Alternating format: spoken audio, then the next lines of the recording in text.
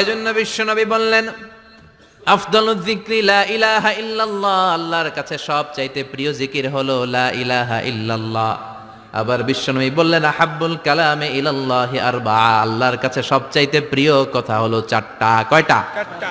সুবহানাল্লাহ, আলহামদুলিল্লাহ, লা ইলাহা ইল্লাল্লাহ, সুবহানাল্লাহ।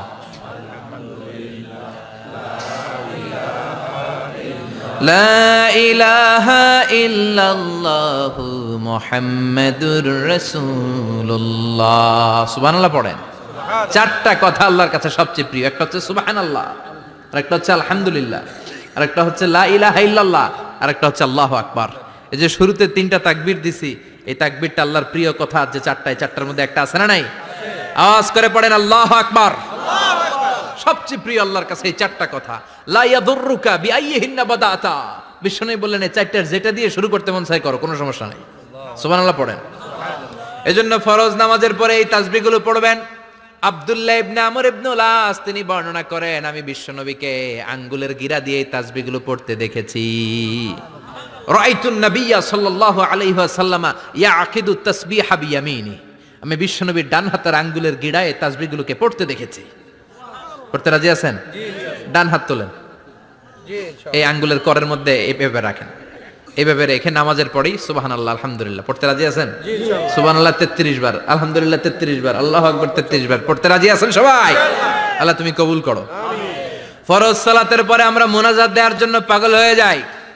আসসালামু আলাইকুম ওয়া রাহমাতুল্লাহ, আসসালামু আলাইকুম ওয়া রাহমাতুল্লাহ, আমিন ইয়া আরহামার রাহিমিন। আছে না নাই? চান্দলায় মনে হয় নাই, কিন্তু বিশ্বনবী সালাম ফিরানোর পরে সর্বপ্রথম যে আওয়াজটা করতেন সেটা হচ্ছে আল্লাহু আকবার। এরপর 3 বার পড়তেন আস্তাগফিরুল্লাহ, আস্তাগফিরুল্লাহ, আস্তাগফিরুল্লাহ। এরপর আয়াতুল কুরসি একবার। কয়বার?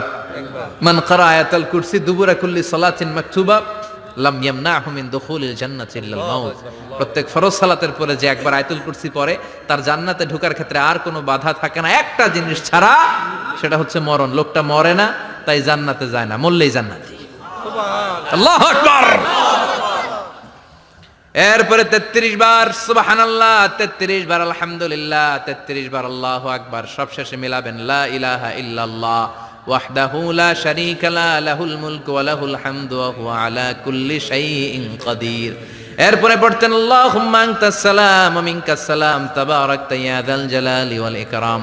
এরপরে পড়তেন আল্লাহুম্মা লা মানিআ লিমা আ'তাইতা ওয়া লা মু'তিয়া লিমা মানা'তা ওয়া লা ইয়ানফা'ু যাল জাদ্দি মিনকাল জাদ। এরপরে পড়তেন আল্লাহুম্মা ইন্না নাসআলুকাল হুদা ওয়াত তাকা ওয়াল আফাফা ওয়াল গিনা।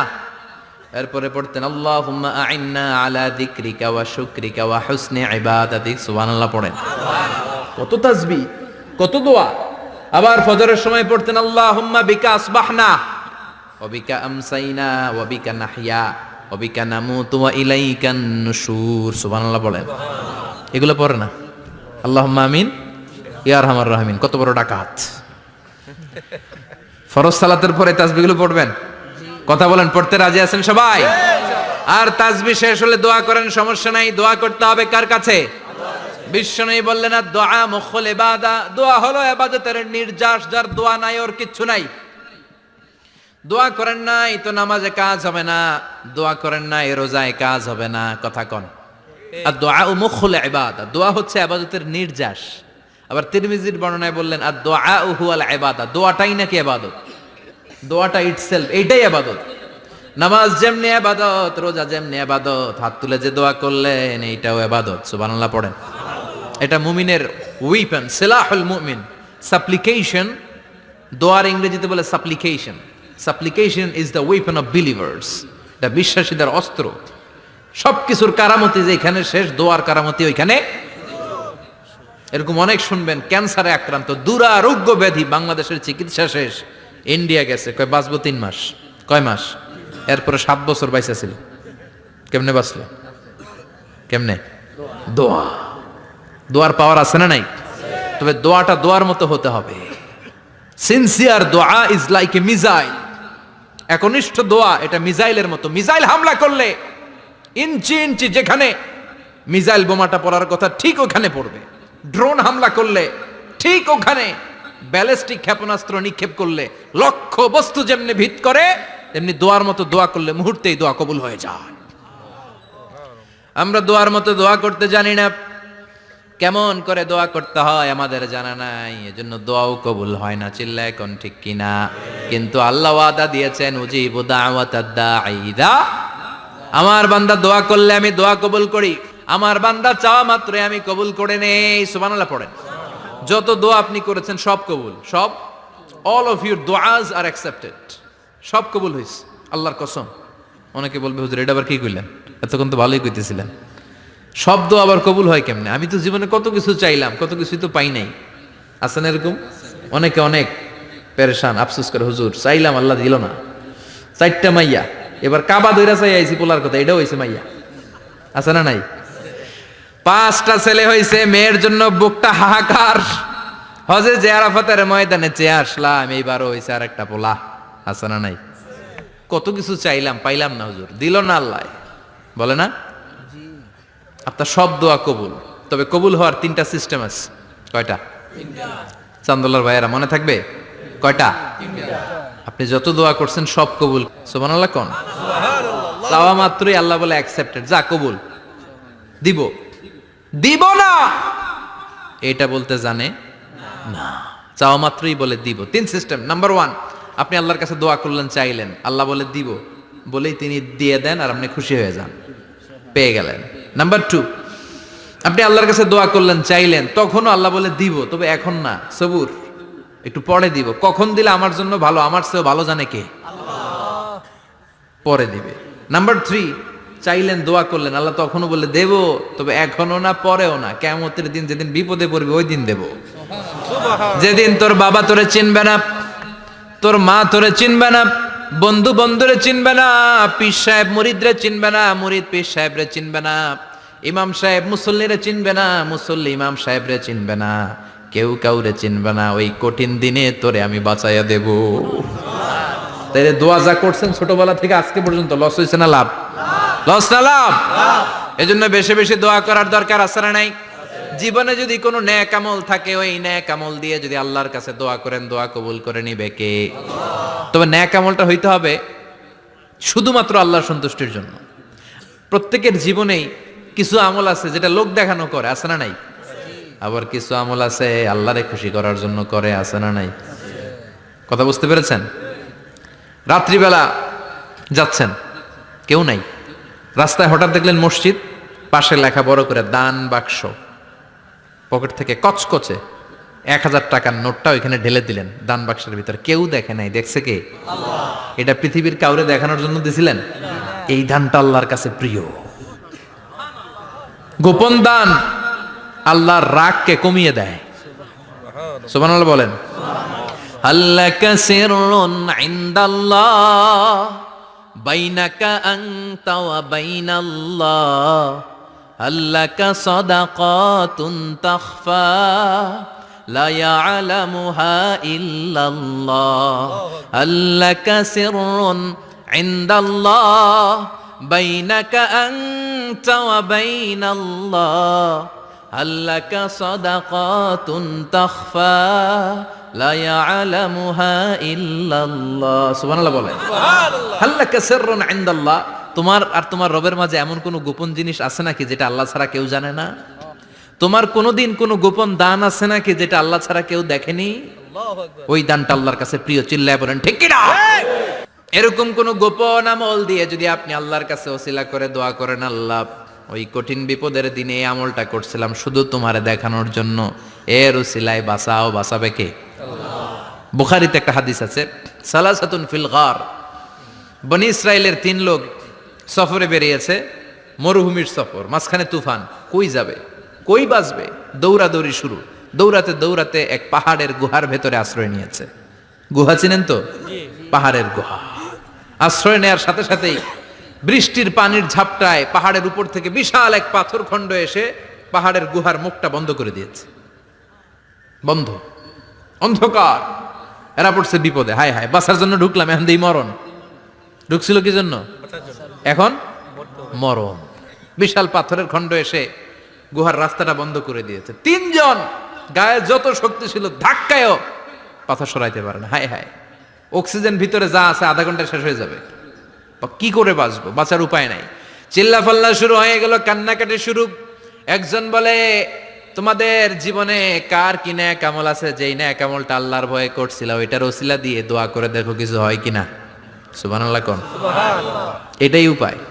একজন হাঁটু গেড়ে চোখের পানি ছাড়া শুরু করছে আর দোয়া শুরু করছে, আল্লাহ আল্লাহুম্মা কানাত লি আবাওয়ান শাইখান কাবীরান, আল্লাহ আমার বাবা মা ছিল বৃদ্ধ বৃদ্ধা, আমি পেশায় রাখাল, সারাদিন ছাগল চড়িয়ে রাত্রিবেলা দুধ আনতাম, সবার আগে আব্বা আম্মারে দিতাম, এরপরে আমার ছেলে মেয়ে, এরপরে স্ত্রী।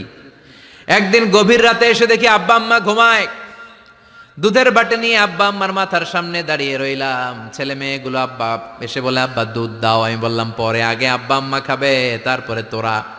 ছেলে মেয়েগুলো কান্না জুড়ে দিল, আমি দেই নাই। ফজর পর্যন্ত দাঁড়িয়ে রইলাম। ফজরের আগ দিয়ে আব্বা আম্মা ঘুম থেকে উঠে দেখে তো আমার অবাক, কিরে বাবা দাঁড়িয়ে কেন? বললাম প্রতিদিন দুধ খেয়ে ঘুমাও, আজকে আগে আগে ঘুমিয়েছো, দুধ খাও নাই, তোমাদেরকে আগে দিব বলে দাঁড়িয়ে রইলাম। আল্লাহর ডেকে বলে, আল্লাহ ওই দিন সারা রাত দুধের বাটে নিয়ে মা বাবার শিওরে আমি দাঁড়িয়েছিলাম, ফজরের সময় আব্বা আম্মারে দুধ খাওয়ালাম, তারপরে ছেলে মেয়েদেরকে দিয়েছিলাম, তারপরে স্ত্রীর মুখে দিয়েছিলাম। ও মাবুদ, ওই দিনের এই কাজটা আমি দুনিয়ার কাউরে খুশি করার জন্য করি নাই, শুধুমাত্র তোমার খুশি ছাড়া। ওই রাতের ইবাদত যদি তোমার দরবারে ভালো লেগে থাকে, ফাফাররিজ আন্না মা নাহনু ফি, আজকের বিপদের দিনে কেউ বাঁচানোর নাই, তুমি আমাদের বাঁচাও। ফানফাজারাত, মুহূর্তের মধ্যে 1/3 বিশাল পাথর খণ্ডটা 1/3 ডান দিকে সরে যায়, এক পাশে সরে যায়। সামান্য আলো বাতাস ঢুকতে আরম্ভ করলো। এখন বাতাস ঢুকে এখন বেঁচে থাকতে পারবে এই নিশ্চয়তা হয়েছে। সুবহানাল্লাহ কোন। এবার সে বলল, ভাই তোর কি আমল আছে বল। দ্বিতীয় জন হাঁটু গেড়ে আবার চোখের পানি ছেড়ে আল্লাহর ডেকে বলে, মাবুদ আমার এক চাচাতো বোন ছিল, কানাতলি ইবনাতু আম জামিলা ওয়া কুনতু উহিব্বুহা কাআশাদ্দি মা ইউহিব্বুর রিজাল আন-নিসা। আল্লাহ সুন্দরী, অনন্যা, অপ্সরী, প্রিয়ংবদা, অনুসুয়া, গুণবতী, রূপবতী আমার এক চাচাতো বোন ছিল, তার প্রেমে আমি ছিলাম পাগল পাড়া, কিন্তু সে তো আমার ডাকে সাড়া দেয় না। অনেক চেষ্টা করলাম তারে পাওয়ার জন্য। চাচাতো বোন আমারে বলে, 100 স্বর্ণ মুদ্রা যেদিন দিতে পারবা ওই দিন আমারে পাবা। এবার আমি স্বর্ণ মুদ্রা কালেকশনের কাজে লেগে গেলাম।